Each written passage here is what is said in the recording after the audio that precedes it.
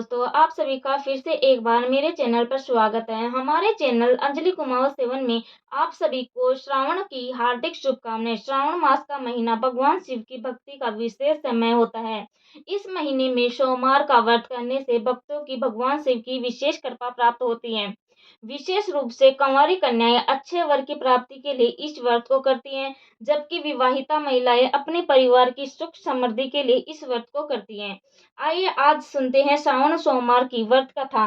पौराणिक कथाओं में श्रावण सोमवार का धार्मिक महत्व बहुत खास माना गया है और यह शिव तत्व की प्राप्ति के लिए सबसे उत्तम और प्रभावशाली अवसर माना जाता है।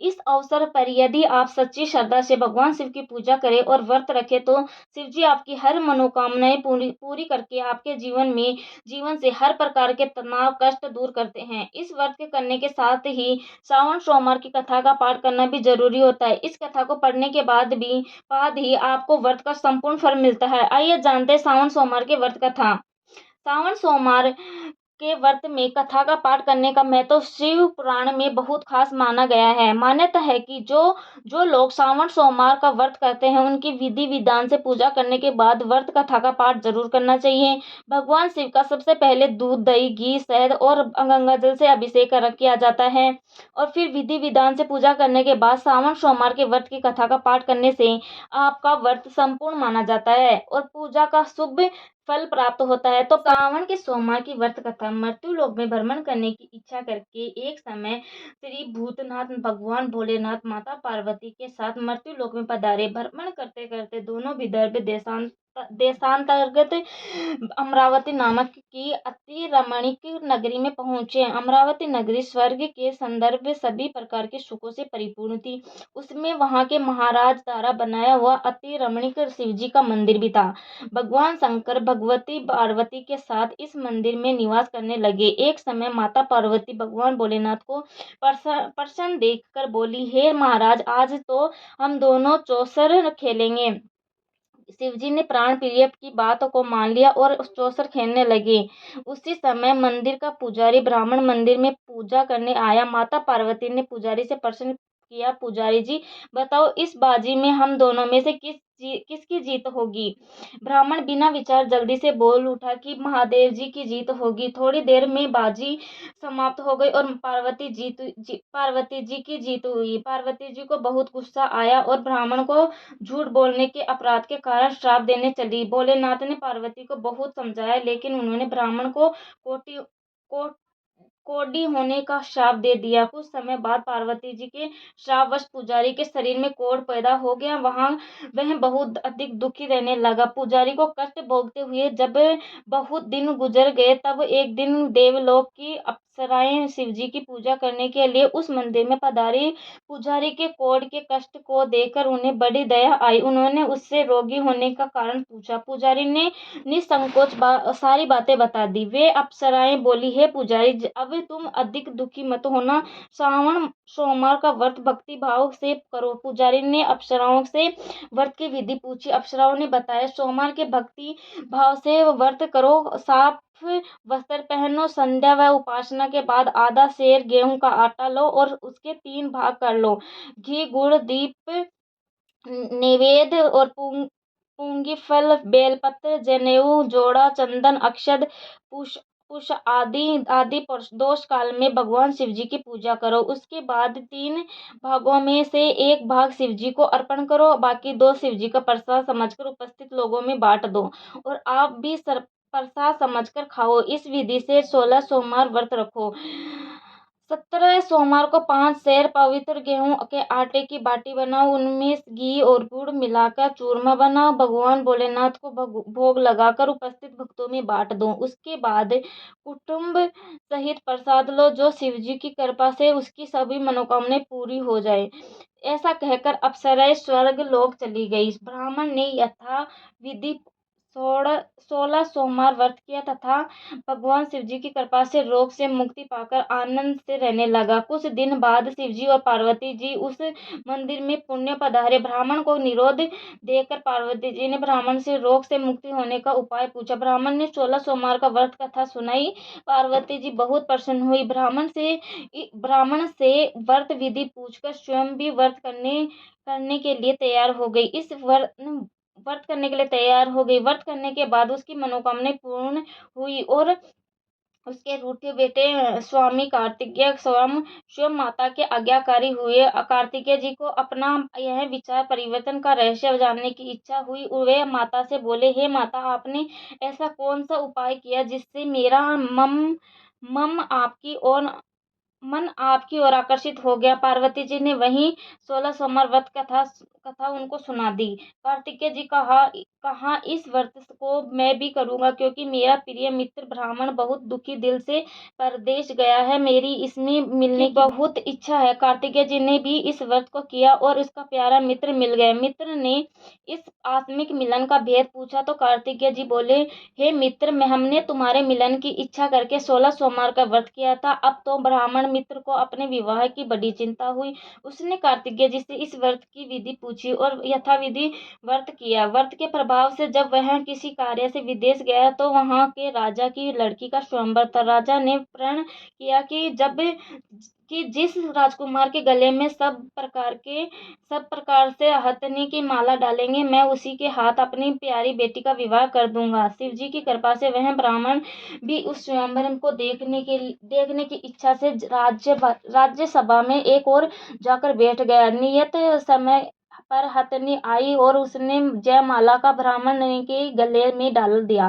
राजा ने अपनी प्रतिज्ञा के अनुसार बड़ी धूमधाम से अपनी कन्या का विवाह उस ब्राह्मण के साथ कर दिया और ब्राह्मण को बहुत सा धन व सम्मान देकर संतुष्ट किया। ब्राह्मण सुंदर राजकन्या पाकर सुख से जीवन व्यतीत करने लगा। एक दिन राजकन्या ने अपने पति से प्रश्न किया, हे प्राणनाथ, आपने ऐसा कौन सा भारी पुण्य किया था जिसके प्रभाव से हथिनी ने सब राजकुमारों को छोड़कर आपको वरण दिया? ब्राह्मण बोला, हे प्राण प्रिय, मैंने अपने मित्र कार्तिकेय जी के कथा अनुसार 16 सोमवार का व्रत किया था, जिसके प्रभाव से मुझे तुम जैसी रूपवान पत्नी की प्राप्ति हुई। इस व्रत की महिमा सुनकर राज्य कन्या को बड़ी हैरत हुई। वह भी पुत्र की कामना करके इस व्रत को करने लगी। शिवजी की दया से उसके गर्भ से एक अति सुंदर, सुशील, धर्मात्मा और विद्वान पुत्र उत्पन्न हुआ। माता और पिता इस देव पुत्र को पाकर अधिक प्रसन्न हुए और उसका लालन पालन अच्छी प्रकार से करने लगे। जब पुत्र समझदार हुआ तो एक दिन उसने अपनी माता से प्रश्न किया कि हे माँ, तुमने कौन सा व्रत और तप किया जो मेरे जैसा पुत्र तुम्हारे गर्भ से उत्पन्न हुआ? जब उसकी माता ने 16 सोमवार की व्रत की कथा पुत्र को बताई, पुत्र ने जब सब तरह के मनोरथ पूरे करने वाले इस सरल व्रत को सुना तो वह भी राज्य अधिकारी पाने की इच्छा से हर सोमवार को यथाविधि कर यह व्रत करने लगा। व्रत शुरू करने के बाद एक देश के वृद्ध राजा के दूतों ने आकर उसको राजकन्या के लिए वरण किया। राजा ने अपनी बेटी का विवाह ऐसे सर्वगुण संपन्न ब्राह्मण युवक के साथ करके बड़ा सुख प्राप्त हुआ। वृद्ध राजा के दिवंगत हो जाने के बाद इसी ब्राह्मण को सिंहासन पर बिठाया गया। क्योंकि दिवंगत राजा का कोई पुत्र नहीं था, राज्य का उत्तराधिकारी होकर भी वह यह ब्राह्मण पुत्र 16 सोमवार करता रहा। जब 17वां सोमवार आया तो विप्र पुत्र ने अपनी प्रियतमा से पूजन सामग्री लेकर शिवजी पूजा करने शिवालय में चलने को कहा, परंतु उसकी पत्नी ने उसकी आज्ञा की परवाह न की। दास दासियों द्वारा सब सामग्री शिवालय में भिजवा दी, परंतु स्वयं नहीं गई। जब राजा ने शिवजी का पूजन समाप्त किया तब आकाशवाणी हुई, हे राजा, आप अपनी इस रानी को राजमहल से निकाल दे, नहीं तो यह तेरा सर्वनाश कर देगी। यह आकाशवाणी सुनने के बाद राजा के आश्चर्य का ठिकाना न रहा। उसने मंत्रणा गृह में आकर अपने सभासदों को बुलाकर कहा, मंत्रियों, मुझे आज शिवजी की आकाशवाणी हुई है कि राजा, तू अपनी इस रानी को राज्य से निकाल दे, नहीं तो यह तेरा सर्वनाश कर देगी।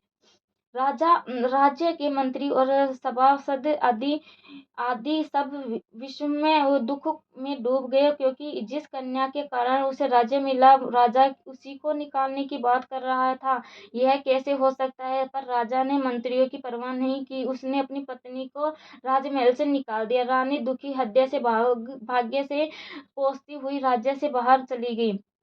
बिना पद तारण फटे हुए वस्त्र पहने भूख से दुखी हृदय से भाग्य को कोसती हुई चली जा रही थी कि उसकी अचानक एक करुण बुढ़िया से भेंट हुई, जो सूत कातकर बेचने जाती थी। रानी की करुणा दशा देखकर वह बोली, चल तू मेरा सूत बिकवा दे, मैं बैठी हूँ, भाव करना नहीं जानती हूँ। यह बात सुन रानी ने बुढ़िया के सिर से सूत की गठरी उतारकर अपने सिर पर रख ली। थोड़ी देर बाद आंधी आ गई और बुढ़िया का सूत पोटली सहित उड़ गया। बेचारी बुढ़िया पछताती रह गई। उसने रानी को अपने से दूर रहने को कहा। उसके बाद रानी एक तेली के घर गई तो शिवजी के प्रकोप के कारण तेली के सभी मटके उसी क्षण चटक गए। तेली ने भी रानी को अपने घर से निकाल दिया। बहुत से दुख उठाती रानी एक नदी के किनारे गई तो नदी का सारा जल सूख गया। उसके पश्चात रानी एक जंगल में गई, वहां सरोवर में पानी पीने गई तो उसके हाथ का स्पर्श होते ही सरोवर में नील कमल के समान जल असंख्य कीड़ों में होकर गंदा हो गया। रानी के भाग्य पर दोष रोपण करते हुए उस जल को पीकर पेड़ की शीतल छाया में विश्राम करना चाहा, परंतु वह जिस पेड़ के नीचे विश्राम करती, उस पेड़ के पत्ते तुरंत टूटकर गिर जाते थे। वन सरोवर जलाशय की ऐसी दशा देख गऊ चराते ग्वालों ने अपने गुसाई जी से, जो उस जंगल में स्थित मंदिर में पुजारी थे, उनको यह बात बताई। गुसाई जी के आदेश अनुसार ग्वाले रानी को पकड़कर गुसाई जी के पास लाए। रानी की मुख कांति और शरीर शोभा देख गुसाई जी जान गए कि यह अवश्य ही कोई विधि की गति की मारी कुलीन स्त्री है। पुजारी जी ने कहा, पुत्री, मैं तुमको अपनी पुत्री के समान रखूंगा, तुम मेरे आश्रम में आकर रहो, मैं तुम्हें किसी प्रकार का दुख नहीं होने दूंगा। गुसाई जी के वचन सुनकर रानी जी को धीरज हुआ। वह आश्रम में रहने लगी। रानी जी को भोजन बनाती, उसमें कीड़े पड़ जाते, जल भरकर लाती, उसमें भी कीड़े पड़ जाते। रानी की यह दशा देख गोसाई जी भी बड़े दुख हुए और अपनी रानी से बोले, हे पुत्री, तुम्हारे ऊपर कौन से देवता का प्रकोप है जिससे तुम्हारी ऐसी हालत हुई?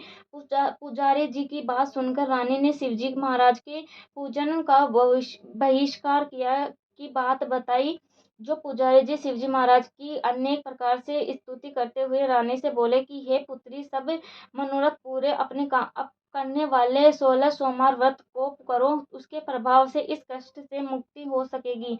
गोसाई जी की बात मानकर रानी ने 16 सोमवार व्रत किए। 17वें सोमवार को विधि विधान सहित पूजन किया। उस पूजा के प्रभाव से राजा के हृदय में विचार आया कि रानी को गए हुए बहुत समय बीत गया है, न जाने कहाँ कहाँ भटकती होगी, उससे ढूंढना चाहिए। यह सोचकर रानी को तलाश करने के लिए राजा ने चारों दिशाओं में दूत भेजे। वे दूत रानी को तलाश करते हुए गुसाई जी के आश्रम में पहुंचे। वहां रानी को पाकर उनसे रानी को अपनी साथ ले जाने को आग्रह करने लगे, परंतु गोसाई जी ने मना कर दिया। दूत चुपचाप वापस लौट आए और राजा को रानी का पता बताया। रानी का पता पाकर राजा गोसाई जी के आश्रम में गए और उनसे कहा, महाराज, जो देवी आपके आश्रम में रहती है वह मेरी पत्नी है। शिवजी के प्रकोप के कारण मैंने उनको त्याग दिया था। अब मैं भोलेनाथ की कृपा से उसे लेने आया हूँ। कृपया मुझे अपनी पत्नी को साथ ले जाने की आज्ञा दे। यह सुनकर गोसाई जी बड़े प्रसन्न हुए। उन्होंने रानी को राजा के साथ जाने की अनुमति दे दी। राजा बड़ी प्रसन्नता से रानी को महल से लेकर आया। सारे राज्य में उत्सव मनाया और चारों तरफ प्रसन्न होकर लहर दौड़ आ गई। सारी प्रजा ने अपनी रानी के आने की पर खुशियां मनाई। राजा और रानी फिर नियम पूर्वक 16 सोमवार के व्रत का पालन करते हुए बहुत समय तक आनंद पूर्वक भूलोक पर निवास करते रहे। अंत समय में दोनों को मोक्ष मतलब स्वर्ग की प्राप्ति हुई। इस प्रकार जो मनुष्य 16 सोमवार के व्रत को श्रद्धा पूर्वक करता है, उसकी सभी मनोकामनाएं भगवान शिव जी की कृपा से पूर्ण होती है। और उसे मोक्ष की प्राप्ति होती है। बोले बोलो भगवान भोलेनाथ की जय।